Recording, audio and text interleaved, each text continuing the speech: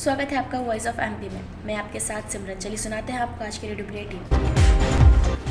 मध्य प्रदेश के ज़्यादातर जिलों में मानसून ने दस्तक दे दी है। आधा प्रदेश मानसूनी बारिश से तरबतर हो गया है। दक्षिण पश्चिम मानसून ने भोपाल की दहलीज यानी भोपाल संभाग के रायसेन जिले में अपनी आमद दे दी है। इस बीच ग्वालियर में तापमान 40.8 डिग्री और राजगढ़ में 39.4 डिग्री सेल्सियस पहुंचा है।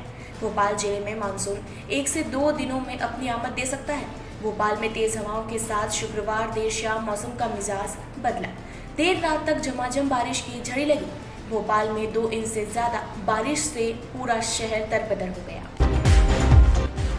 सागर जिले के बिना में आगासोद चक के पास बनाए जा रहे अस्थायी कोविड अस्पताल में 200 ऑक्सीजन बेड तैयार कर लिए गए हैं। शनिवार को मुख्यमंत्री शिवराज सिंह चौहान नवनिर्मित 200 बेड के अस्थायी कोविड अस्पताल का शुभारंभ करेंगे।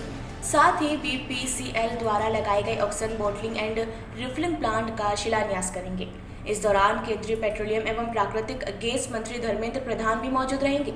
मुख्यमंत्री शिवराज सिंह चौहान भोपाल से हेलीकॉप्टर से बिना शनिवार को सुबह 11:50 बजे पहुंचेंगे। कोरोना को लेकर बंद किए गए उज्जैन महाकाल मंदिर के पट अब आम श्रद्धालुओं के लिए खुलेंगे। इसी माह के 28 तारीख से श्रद्धालुओं को मंदिर में प्रवेश मिलना शुरू हो जाएगा। एंटीजन टेस्ट की सुविधा मंदिर में ही रहेगी। इसके साथ 48 घंटे पहले की आरटीपीसीआर की नेगेटिव टेस्ट रिपोर्ट या वैक्सीन के सर्टिफिकेट पर ही प्रवेश मिलेगा। उज्जैन आपदा प्रबंधन की बैठक में फैसला लिया गया है कि आगामी 28 जून से महाकाल मंदिर श्रद्धालुओं के लिए खोला जाएगा। साथ ही 3 अन्य मंदिर हरसिद्धि, काल भैरव और मंगलनाथ मंदिर भी महाकाल मंदिर के साथ ही जून के आखिरी सप्ताह में खोले जाएंगे।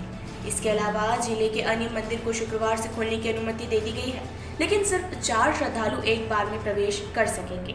इसके अलावा उज्जैन शहर में अब तक लेफ्ट और राइट के मार्ग से खुल रहे बाजार को भी पूरी क्षमता के साथ खोलने की अनुमति मिल गई है, जिसके बाद धीरे धीरे बाजार में रौनक दिखाई देने लगी।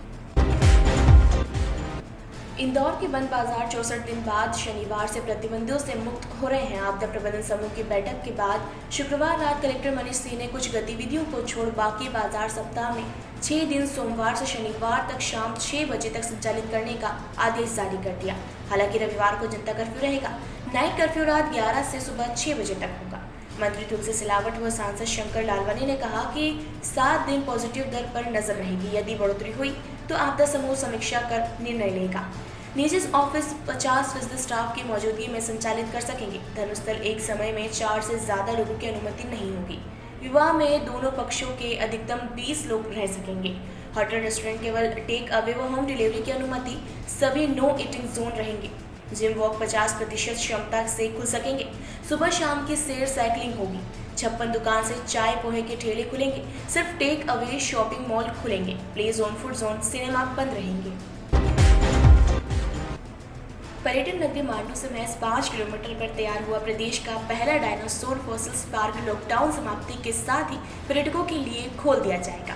धार कलेक्टर आलोक कुमार सिंह का कहना है कि सुगम पहुंच, मनभावन मौसम, दर्शनीय आकर्षण, ऐतिहासिक महत्व, आवास सुविधाएं, आराम और मनोरंजन, सुरक्षा, रोमांच की गुंजाइश इस स्थल को भारत के अच्छे टूरिस्ट स्पॉट के रूप में स्थान दिला सकते हैं। डायनासोर जीवाश्म पार्क में आवश्यक निर्माण कार्य पूर्णता की ओर है। कलेक्टर सिंह ने जिला पंचायत सीईओ आशीष वशिष्ठ के साथ पार्क का दौरा किया। उन्होंने डायनासोर पार्क को अपने आप में एक अनूठा फॉसिल्स म्यूजियम कहा है। पर्यटकों को डायनासोर के 6.5 करोड़ साल के इतिहास की जानकारी लेजर शो के जरिए मिलेगी। साथ ही पार्क में डायनासोर के अंडेनुमा म्यूजियम में रखे डायनासोर के अंडे देखने को मिलेंगे। यहाँ के रॉक गार्डन में अन्य फॉसिल्स डिस्प्ले किए जा रहे हैं। पार्क में बने हैंगिंग फ्लोर में पर्यटक काकड़ खो का बीच से नजारा कर सकेंगे। कोरोना महामारी में अनाथ हुए बच्चों की मदद के बाद मध्य प्रदेश सरकार ने अब प्रदेश के सभी बेसहारा बच्चों की मदद का फैसला किया है। मुख्यमंत्री शिवराज सिंह चौहान ने अधिकारियों को इस सिलसिले में योजना बनाने का निर्देश दिया है। मंत्रालय में प्रदेश के बेसहारा बच्चों की देखभाल के संबंध में हुई बैठक के दौरान सीएम शिवराज ने कहा कि हमारे होते हुए प्रदेश में कोई भी बच्चा अनाथ नहीं रहेगा। हर बच्चा सनाथ होगा।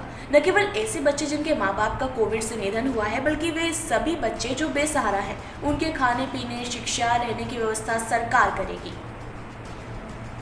मुख्यमंत्री ने अधिकारियों को निर्देश दिया कि प्रदेश में सभी बेसहारा बच्चों की देखभाल सुनिश्चित करने के लिए नई योजना बनाई जाए। बैठक के दौरान सीएम शिवराज ने कहा कि पहली कोशिश ये की जाए कि बच्चों को अभिभावक मिल जाए। जिन्हें अभिभावक नहीं मिलते हैं उनके रहने की व्यवस्था शासकीय संस्थाओं में की जाए। सीएम ने निर्देश दिया कि जो अशासकीय संस्थाएं बेसहारा बच्चों की देखभाल करती हैं उनके कामों का भी निरीक्षण किया जाए कि वे बच्चों की ठीक देखभाल कर रहे हैं या नहीं। किसी जमाने में एक दूसरे के धूल विरोधी रहे जयभान सिंह पवैया और राज्यसभा सांसद ज्योतिरादित्य सिंधिया की शुक्रवार को अहम मुलाकात हुई। 23 साल तक सियासी अदावत के बीच एक दल में आने के बाद दोनों नेताओं की मुलाकात हुई है।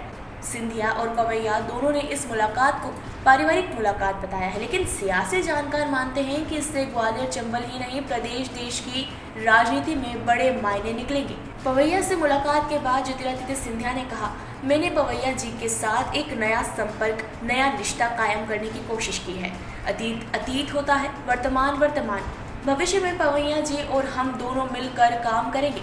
सिंधिया ने कहा कि आज पवैया जी का साथ और उनका प्रेम मुझे मिला है, उसे मैं अपना सौभाग्य समझता हूँ।